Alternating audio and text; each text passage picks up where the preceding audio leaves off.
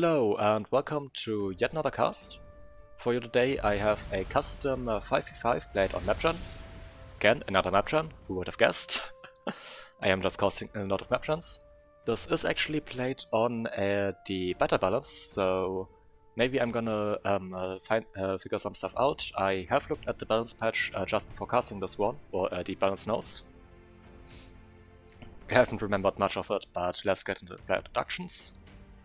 We have Team 1 right here in the west, yes, that's Team 1, and Team 2 down here in the east. Let's start with Team 1. Right here in the north we have Gloomy Fox in Burgundy Red, going Cypern, opening first land. To the south of that, in pink, we have Ikigami in going UEF, opening first land. To the south of that, we have in hot pink, Radar, going Aeon, opening first land.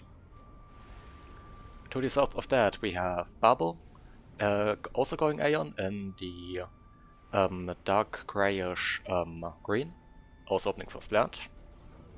And then to this middle position thing right here that I basically completely missed when doing the introductions almost, we have Fong in orange, opening first land, going Seraphim. For Team 2, up here in this regal purple, we have Dorset, going Aeon, opening first land. To the south of that, we have Amygdala, who sent me this replay, in Cyan, opening first air. Going Aeon. I think I said going Aeon, but not sure. Then to the west of that, we have Karbanov, going UEF in Fecal Brown and opening first land. To the south of that, going Cypern in red, we have Cesnova, opening first land. And to the south of that, we have in dark blue Hank the Wank Tank, opening first land, also going Cypern. Right, so something that I need to point out is I did not actually check this replay beforehand. This was sent to me basically just before I cast this one. During my last cast, I talked about briefly that I have been sent, about me being sent that replay. But since it's on the balance patch, I decided to cast, to not put it at the end of my list, since the beta balance has the tendency of desyncing once once it gets merged into the normal balance.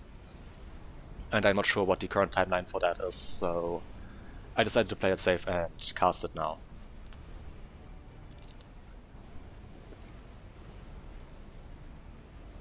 But yeah, let's take a look at the map. A bunch of reclaim around the middle a bit. Some a bit closer to the set players right here. But basically set in somewhat of a circle. Some of reclaim pretty close to the bases actually. Other than that, a lot of mountains around the sides, though there are pathable passes through that. Those are going to be annoying to deal with when it comes to run-bys, since players can just run by through this pass up here and get into the back of the base. At least I expected that it's going to be annoying to deal that is going to be a problem. Could be wrong with that. The total map size is 20k, but we have the back corners, and with this size I expected it's 17.5k. Not sure though, could be mistaken, but I think that's that would be that size approximately, and I just realized I forgot to switch scenes. Very sorry about that. But let's get over the black screen for a moment, because OBS takes a while to recognize the scene change. A lot of ACUs now moving into the middle, with Karbanov and Amygdala. Karbanov already on with the shoulder drones. I think that I'm not actually sure where the shoulder drones are right now. Right, the shoulder drone is up here. I think that was trying to reclaim some stuff. But basically everyone moving their ACU up a bit. So some things about the balance patch. So most notable changes is that the range for teleporter is being limited though based on that balance patch note, I think that hasn't been implemented yet. Also, the cost for and build time for the T3 Mobile A has been decreased, making it a lot cheaper. Other than that, ASF were made more expensive and take longer to build, but also have more HP and more damage. And let me think. T2 transports have increased movement speed, though I'm not sure if that will be important this game. And the Stinger has been made cheaper but nerfed in return, while the Wothoo has received the opposite treatment, since it basically has the position of a tier 2.5 unit, with Seraphim not getting any tier 3 gunship. I probably missed something else as well, but that's the rough changes that were in that patch note. But let's get back to the game. There is some stuff currently, some units currently out from Hang-to-Bang tank pushing this flank. There isn't really anything to count out right now, just the ACU out from Bubble that just arrived. Though the ACU out from Hang-to-Bang tank as well as the Snowball's ACU that's now moving up as well, are probably going to be really annoying to deal with. That is a 2v1 situation on the ACUs. I don't see any other upgrades with the exception of that shoulder drone that I pointed out earlier. No, I don't think there are any other upgrades currently going on. So that's good to know. And the ACU for Bubble currently just under fire from a whole bunch, from some T1 PD and some Mantas. The ACU out from Hang-to-Bang tank is not actually in range of that. But the Mantas are easily killed with that ACU. And here we got the first gun upgrade with the Snowball starting gun speed and range. Amygdala telling something don't. Let's take a look where that is pinged. 3 ACUs up here. I think that may have been in relation to Kavanagh being about to push this position with their ACU. Something that would have been very, very bad, that would have gone very, very bad for the ACU, since we see 3 ACUs up here, while none of them do have any upgrades. I'm pretty sure that the shoulder drone doesn't increase the HP or anything like that, so that would have probably ended up with Kavanagh dead. Right, the timer on the Snowball's gun upgrade has vanished due to me looking into the player view. An unfortunate side effect of that. Would love to see that fixed, but I'm not sure how the timer is implemented, so it might not be that easy. And still no proper defensive stuff out from Babel, though. I was about to say that the front line for Babel is spread quite far with all this area basically, but even then, that is still not nearly enough. Well, okay, they just started producing a lot of stuff on their base, so fair enough. They now are starting to basically outspam their opponents.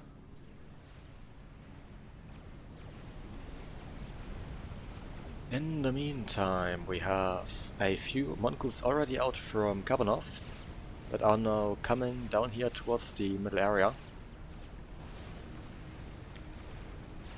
And also some PD being thrown up to help defend against these ACUs. Thanks for pointing out that I should look at eco. So Team 2 is currently very far ahead on, is currently 20 mass ahead of Team 1, though Ikigami is currently still at the highest eco at 90 mass income. That is very much sizable, and The next highest eco would be, I think that would be Dorset with 78 right now. Yes. And the gap in mass income is, well, okay, no, it's staying basically the same right now. Never mind. No, there is a whole bunch of jesters now out from Sasnova, targeting down some of these ACUs, but there is flag from Fong incoming, and with low HP pull of the jester, that will probably not do too much. Those jesters will not do too much. The flag will easily deal with that. That's what I meant to say with that. Not that the flag won't do much, because it certainly will. Ikigami, however, now under threat from these mongoose. But with there still being two more, there still being the ACU from Fong as well, helping defend, that will probably take out these mongoose quite easily. And those won't do too much damage either. Let's take a look at the attack. Currently still only T1 for Hank the tank, I think. Yes. There is T2 land out for Sasnova. There is T2 air currently going T3 out for Amygdala. We've got T2 land, of course, for Kabanov. Unsurprising, they had to build these mongoose somehow. There is T2 land with T3 land also already queued up out for Dorset. And I think that's all the players here, right? It's 5 players, yes, I think that adds up.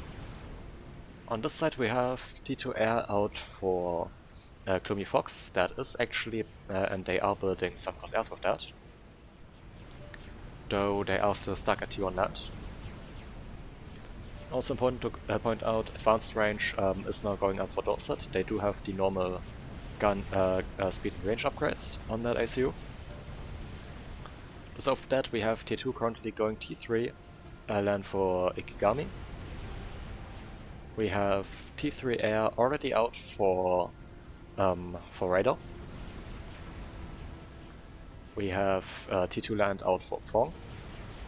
There was some flag out for Fong, so that's also not too surprising. And I think, yes, it is still only T1 land currently out for Babel. Also T3 air going for Amygdala. Okay, just finished upgrading. Nice. And the T3 entries are now coming out, and the T3 Beacon has just been started. Though the one for radar has already been finished, so that is going to be somewhat of a early disadvantage right there, but as long as radar isn't aware of that, I don't think we have to worry about a early strat doing heavy damage and stuff like that. And radar seems to be playing it safe, going for just for some ASF instead. In the meantime, gun going out for Fong. No, Gloomy Fox still with the ACU in the main base. Any more gun upgrades or ACU upgrades? I don't think so, no. Right, there is a gun upgrade now going up for Kabanov. And of course with the shoulder drones that will be going up at a pretty decent rate. And there are also now some Dryads helping to defend the Smith position right here.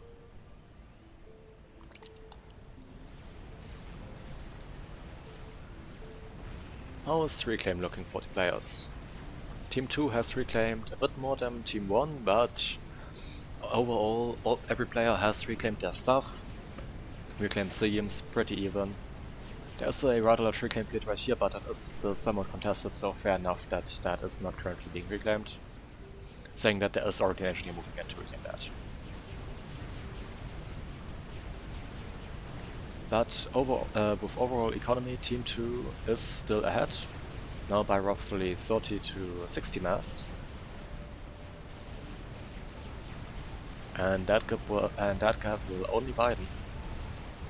Though Ikigami is still at still has the highest eco at 175, but with players I think the Western team is still significantly being put down by Babel, who is only sitting at 22. A, well, unfortunate development, I guess. And they aren't power locked. I can definitely relate to forgetting to upgrade maxes and stuff like that. But at 14 minutes, 21 economy is pretty shitty, I have to say. Though they also didn't get too many maxes, and I guess that does make sense. It's not looking too great. And with the kind of explosion that I just saw there, I believe that there are some loyalists out. Yes, there are. Those will be very problematic for Babel to deal with, since they are still only at T1 and don't have the eco to go T2. And just started getting gun upgrades. They do have gun range, now going gun speed.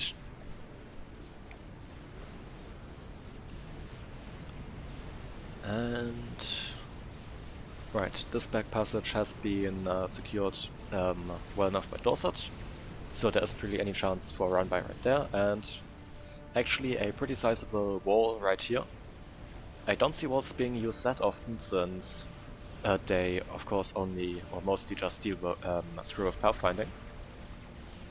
Dorset's AC right now under some serious threat, looking at this. Like, that is 38 Mantis and... Okay, I shouldn't count those up here, but also a whole bunch of arty, and with those Corsairs that were moving in as well, that ACU goes down, and with that we have our first ejection at 15 minutes. That being Dorset, who was... Okay, they weren't the highest rated player. That honor goes to Migdala, I guess, at 1700.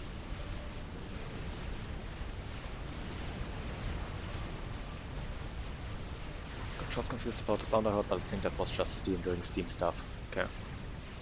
Right, we have Sesnoba now facing off against the Common Fong and Babel.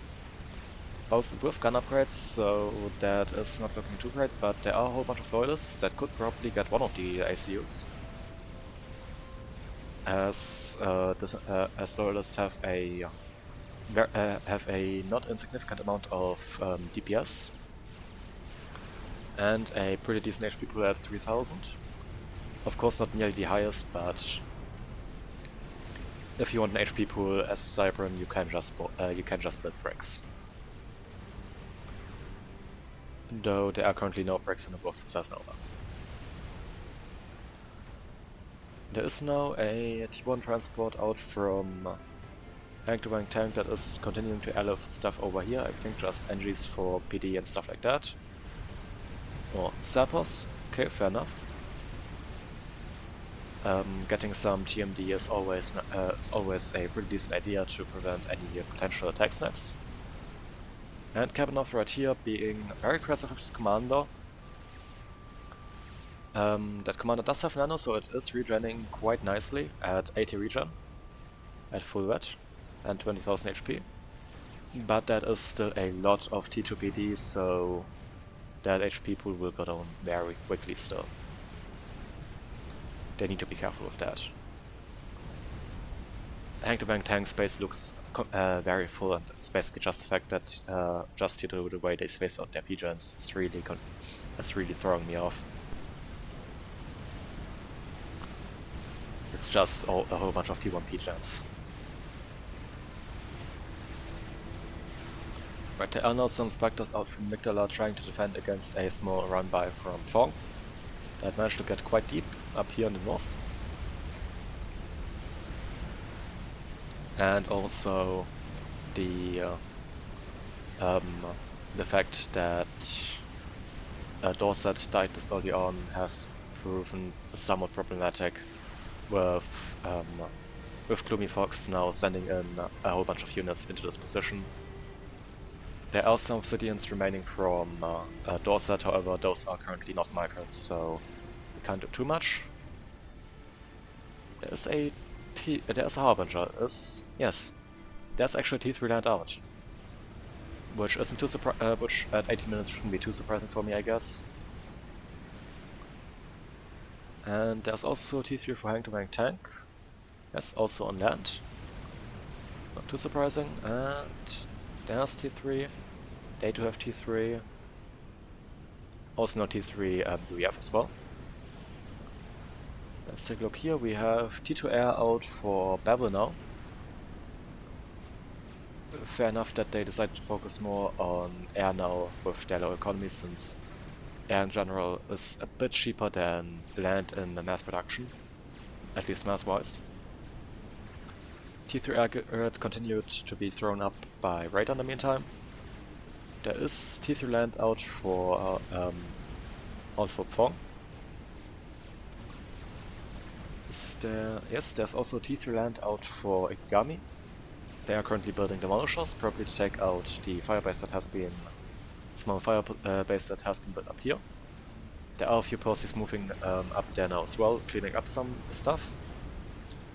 And there is T3 air achieved by Gloomy Fox. And also T2 land that is currently going T3 as well.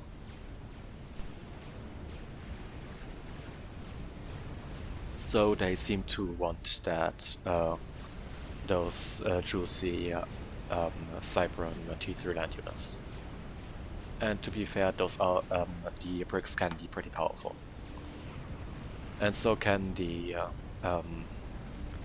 Loyalists early on, though at 19 minutes, and especially when facing other T3, the Loyalist stops trading that well, as it's best against low attack units, especially since the EMP weapon doesn't really work on T3 units. I think it doesn't actually do anything to T3, so yeah, doesn't do much. And with that, you really will prefer to use bricks in that case, since they since with their high HP pool they do tend to be better against other T3. In the meantime, some gunships out from Babel now starting to take out the stuff that has been thrown up by Hang to Bang Tank. Especially some PD right here, making it harder for them to this position harder to attack. There are also T1 mech assists that are actually upgrading to T3. That's a that's a very ballsy move, since there is no proper air defense against that. Let's take a look at ASF count. We have 24 for Migdala, and maybe does Bubble have? Bubble doesn't have any, because that's the wrong player. Want to get Radar.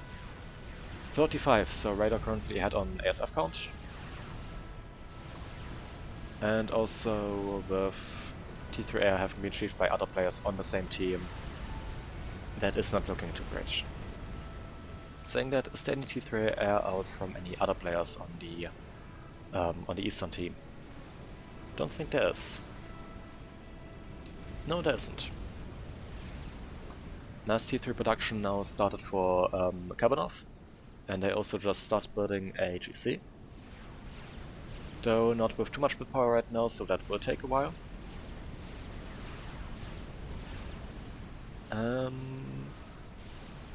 Any other experimentals that I have to watch out for? We would most likely see them out from Ikigami, and I've almost been wondering why Ikigami had this much eco. I just took a close look at ratings, and okay, fair enough, Ikigami is a 2k rated player. They are significantly higher rated than most other players. What I just missed is that the snowball went down to Pfong, I guess just due to these Authams and being pushed on that. But they have these very cool looking Firebase templates with T1 Raider, some PD, Zapper, some flag. Really interesting. Also, nice idea to use these wall sections to prevent units from actually pathing inside, to prevent them from actually getting inside the shield. You don't see that done very often, but of course it does make sense, I guess. Since you can't path through the walls, through wall sections. That's the whole point of wall sections. You can't path through them. But with that, the Western team... No, not the Western team. The Eastern team is down 2 players. Very unfortunate development. Ravager's now being thrown up by Ikigami. And those are now also putting some pressure, those are basically denying the any pushers through the middle right now. So the experimental will be needed for that. How does economy look? Ikigami actually is still ahead on economy, even though they are technically on single base at 435. Though they started building SACUs. But those are Rambo SACUs. With a shield gun, a normal gun. What are the upgrades, the gun upgrades on the SACUs? I need to check now. Not too sure about that. So, right, you have a shield that can go to the shield generate to the shield field, which gets a lot more HP and of course the shield. Then the then a gun speed upgrade. Okay, it's only gun speed, not gun range, and an AOE weapon. Okay, and a higher range. So AOE and range is the second upgrade for that. Right. But yeah, at 16,000 HP, the SACUs already tend to have more HP than normal ACUs. And as Rambo SACUs, that just gets even worse. Though the shields take a lot of power, Ikigami's solution, a brick of T3P jets. Fair enough.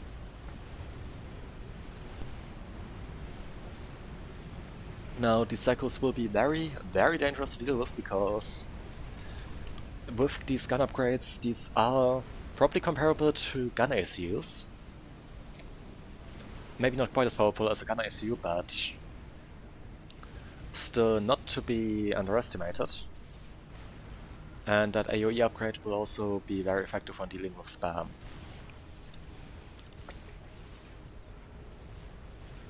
And this very high HP pool is another thing that will be, well, that will be problematic to deal with, since the shield, 26,000 HP on the shield, another 16,000 just normal HP.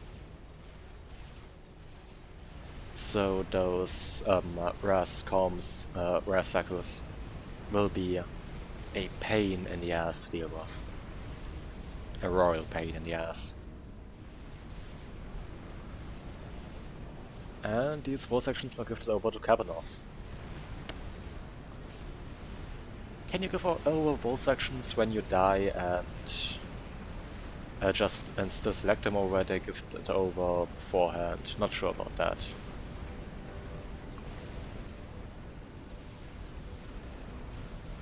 I don't really know. Because obviously war sections still don't get gifted over, we can see that here with the war sections of Cessnova still being red. And apparently the firebases that Cessnova built up, however, already owe that to a whole bunch of Orphans and Sniper bots. The one weakness of firebases. But Tank to Tank and Mikla actually both managed to catch up to Ikigami now, in terms of economy. Not equaling them. Putting giving them a 200 mass eco advantage now. So that is still increasing very, very fast. And Tank to Tank now going for Megalith. That Galactic Colossus has gained more build power again, and is going up rather fast now. And let's take a look if there are any experimentals under construction for the Western team. I was about to say the answer is still no, but a chicken just has been started by Phong. That's currently at 16,000 HP or 24%. And will take a while, but that is something currently in the works. Babel actually managed to get over 100 mass income now. Very nice. And very nice for them, especially since they were at very low economy for quite some time. And that just sounded like some Cyber experimental dying. Like a Monkey Lord that just died. I'm not sure where though. Oh, there's a monkey lord currently under construction right here. Maybe it was a monkey lord that was under construction somewhere more to the front that got killed by these hobbies. Kabanov finishes their GC. Now monkey lord is under construction for Gloomy Fox. They do have some stuff right there, and center. Okay, yeah. Right, in the center we actually have a massive push now going on for Akigami. Thanks for pointing that out, Amygdala. With a whole bunch of these of these Rambo SACUs.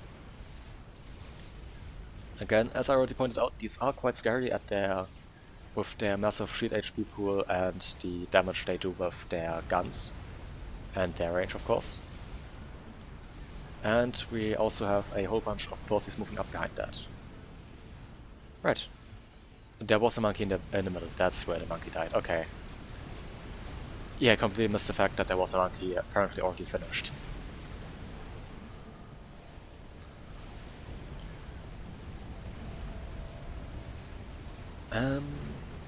But the Rambo SACUs are just continuing to push onward. And as Dorset already points out in the game chat, that Rambo com spam is insane, and yes, I have to agree. Maglev now coming up for Amygdala. Right, I guess they they also started building some right here. Okay, fair enough. And in conjunction with that, GC and the Maglev, that will probably be enough to actually take out these Rambo SACUs, if they manage to catch up.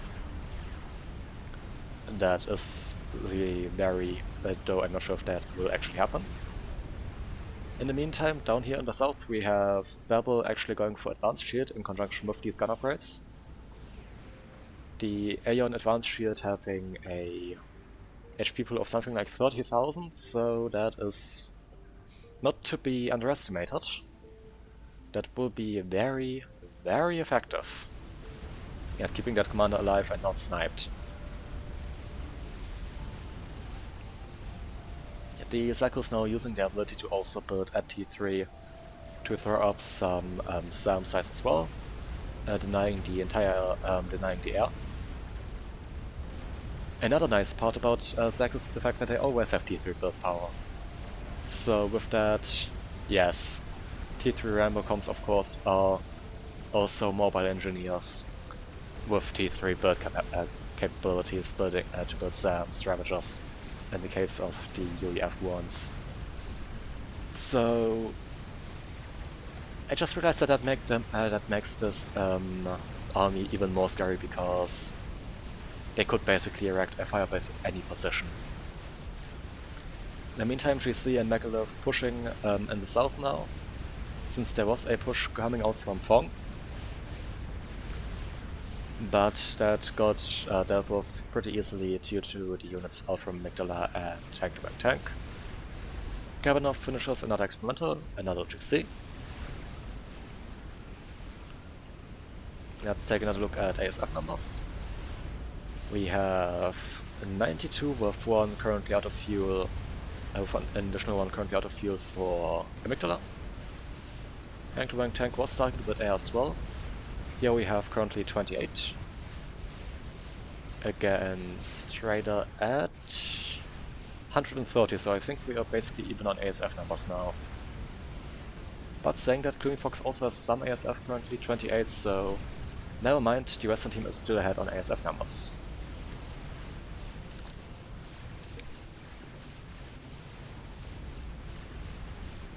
Some loyalists out here from Gloomy Fox now just taking out the small Titan push out from Kavanov that was coming in here. Going for loyalists at this stage is probably a really questionable thing to do, because they are basically outclassed by Harbingers and also Titans in most regards, so they aren't really that good anymore. As already said, they are most effective against T1 and T2, especially since their EMP weapon still works at that stage. And in the meantime, Babel using a transport to just come drop the ASU everywhere where they need to be. Right, the HP pool with that shield HP does have 25k HP. Pretty sure that was higher at some session at some point in time. Top left corner. Oh, right. There were some Redeemers and something that managed to get through up here. It died though. May have gotten through the back, but all these mechs are dead. Only with a few Redeemers left. Thanks to Amygdala for pointing that out. It's very helpful to have someone who actually played in this game on this live cast, especially when I haven't checked this one through before or haven't watched this before. And also just the fact having a chat to point out what is going on the map through the minimap. Because I have tendency to miss a lot of stuff. Right here in the middle we had a engagement between one of the GCs and the chicken out from Fong. A second chicken already under construction. Both experimentals died. I think the chicken basically died as well due to the supporting fire of the Megalith. And the SACUs are apparently pushing up here in the north right now. Well, to be fair, yes, they are taking quite a bit of ground. Thanks for pointing that out. Also throwing up quite a few SAMs. Now, Flag would probably be the better option here since they are facing gunships. But these flares still are gonna be pretty effective, and again, this overwhelming amount of firepower out from these SACUs, just able to take out all these point defenses, all these triads. With the AoE also pre-damaging a lot of the neighboring ones. Because of course the gun range upgrade for the SACUs also gets increased AoE. Because why not? But yeah, that is pretty devastating right here. One SACU actually goes down. But that is one SACU of, let me check, 12 with 12 remaining. So yeah, that's not too great. However, a GC managed to sneak past from Kabanov and is now pushing onto this firebase in the middle out from Ikigami. But with these SACUs right here, I'm not sure how effective that would be. Now another GC now in here, trying to kill these SACUs, taking out one more. A Megalith moving in to support as well. And more restorers. But the Megalith is shedding HP very quickly. More PD being thrown up to defend as well, but these SACUs have done an insane amount of damage, moving this entire way up here, killing this base. The second chicken must have finished, and yes, it just died to the Megalith. Megalith moving backwards, more SACUs dying up here. Firebase dying, the GC did actually go down I think, yes it did. But I think the Megalith will probably survive this due to the Megalith having its very high HP pool at 110k. Thus not really that threatened from that. Now the GC has finished. Kabanov needs to notice that and move that up to help more against those SACUs, since they do continue dealing more damage. More PD is being taken out, but the damage continues to rain on to those, and I may have been wrong. I think that Megalith will actually go down. Yes. Yes, the Megalith actually goes down. So I guess the Rambo SACUs for the UEF very powerful. Now would love to see some Seraphim Rambo SACUs also out from Fong, since you get that overcharge coupling or the overcharge ability on those. I think the Aeon Rambo comps also pretty good because they get an insane shield. Though I can't remember their exact traits. And on Cypern you can technically upgrade Cloak on them for the Cypern ones. And also a EMP gun that also affects T3 units. So I think especially if you have enough power and your opponent doesn't have proper Omni coverage, probably the most devastating one would be the Cypern one. Alternatively, that can go for Nano as well, I think. Though I'm not sure, that might have actually been merged in with that Cloak upgrade as well, since the Cypern ACU got Nano, not sure. Would need to check that. I'm not really sure about the about these upgrades because you don't really see them that often. But the Ras comms. Not the Ras comms, the Rambo comms. But I would really love to see the Cypern ones because, you know, Cloak and the EMP and stuff like that. The Cypern ones are just really nasty. As Cypern tends to be. Should probably also try to use them in some games, but I always, I don't really get a chance to do so usually, so I don't. Or I forget about them.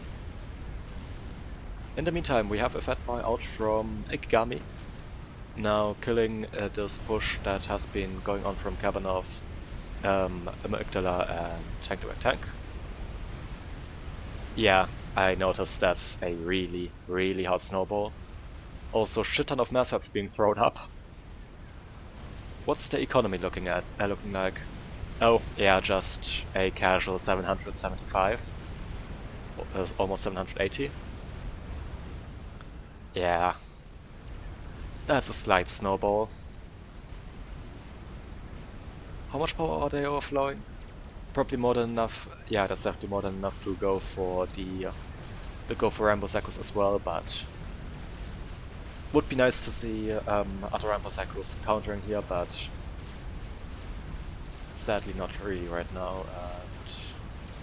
And Maglev out from Hank to Bank Tank, now pushing onto the base of Babel. Not much left here, and also a lot of bricks attacking the ACU of Babel. But with that advanced shield that is going to survive that, and also this very unfortunately placed cliff.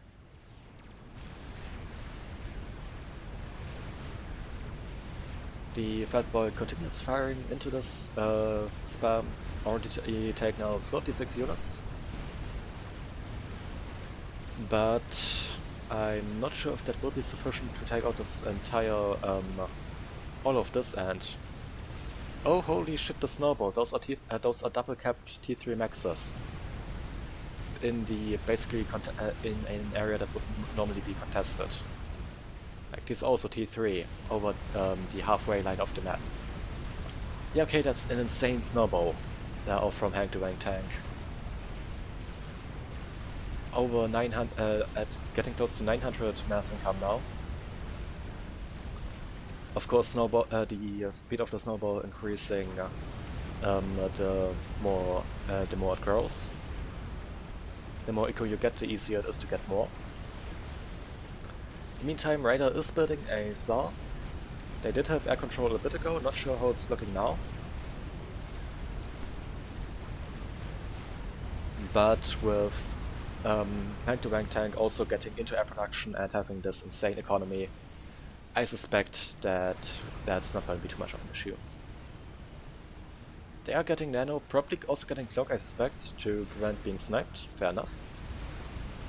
If you're looking at this kind of economy, you really don't want to be sniped. Fong right here in the back, defending against a bunch of bricks that managed to run by. That experimenter just finished. I'm losing track of the experimenters finishing because too much is going on at the same time. I think that was an orange color, so I suspect it was Kavanov. Ryder just finished the Saw. I'm guessing that was just another GC somewhere. Right, there's a GC up here currently facing a Monkey Lord, though that GC will go down to the Monkey's Beam. Yes. And that's may be able to be may be able to take out quite a bit of stuff. Though there are quite a few of these bouncers. The Cypern bouncers actually not having their HP pool reduced other than in all the other mobile AA, due to Cypern not getting self apparently. At least that's the reasoning given in the patch notes. But yeah, the Tsar is making easy work of the Smegalith, though the Megalith is currently just keeping itself alive by batting. And the air production out from Raider is now going down to the Megalith fire. Amygdala gets the dive on the donut and takes it out, but in return has the problem of forcing a bad turn by getting that kind of pass, and loses a lot of ASF. Though taking out the donut is of course more important than keeping the ASF, especially since most of the air production from Raider already died, including the HQ, making it a lot harder to get back into this. Now there is also a little bit of T3 air production now out from Ikigami. But the biggest aggregate for this team has died, and the ACU for Raider just went down, right? I think that may have just been the Megalith for Amygdala. I don't see any other unit that could have been from Amygdala that could have been that, so I suspect that was that. Right, Tank to Bang Tank just finished T3, now going a laser, so I guess also tele defense. That com is not easily tele-sniped to point out, I want to point out, because other than the fact that it's hard to see with the cloak, it's also has nearly 30,000 HP and nearly 100 regen. But Fong also going down in this push to the Megalith, I guess. Fair enough. Ikigami still producing more SACUs, but also have quite a few rare SACUs now to keep up with Eco at 571, though that is significantly lower than the Hang Tank who managed to go to 1.2k. As I said, once you start eco scaling, it gets just insane from there. There is now a disruptor under construction for them, and that is going up rather quickly. A lot of SACUs now going down to the GCs, just with their trampling damage, also their death damage from falling down and their beams. All of that is gonna be pretty deadly. And with that, map control is, I'd say, around 2/3 in favor of the Eastern team, and there we have the case out from Ikigami and Bubble. Though I'm not sure if Ikigami was actually okay. And it's only Gloomy Fox left now, and I don't think they will be able to actually deal with this. Right, but something that I can actually check that I was questioning a bit earlier. The upgrades Cyclone get. Right, you get Cloak, or alternatively the Nano, or you could go for the SAM thing on the back basically.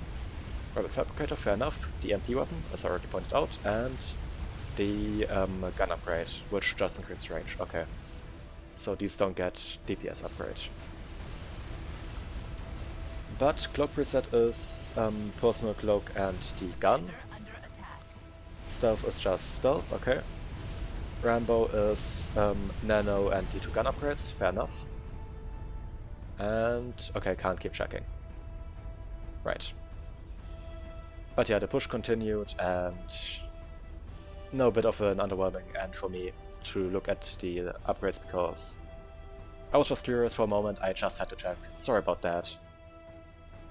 But I think it's still not too surprising how this ended. I think a more detailed commentary wasn't really that important at this stage. But I hope you enjoyed this cast, hope to see you again in a future cast. And yeah, this was streamed live on Twitch. My Twitch is linked down below in the description. Right, I hope you enjoyed. Hope to see you in a future cast or on Twitch, and till then, bye! Did a 1300 carry this game? Right, world rating is Sanctuary Tank. Right, they are 1300. Right, good to point out for you, Mikta. But yes, anyway, thank you for watching and bye!